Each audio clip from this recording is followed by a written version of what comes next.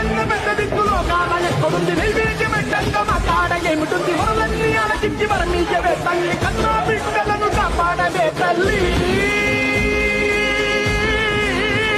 ఎవరిని వదిలిపెట్టేది ఉండదు. ఒక్కొక్కడికి మాత్రం సినిమా మాత్రం ఎలా చూపించాలో అలా చూపిస్తారు. తల్లి జాతరలో ఏట తలలు నరికినట్టు రప్ప రప్ప నరుకుతాం ఒక్కొక్కటి.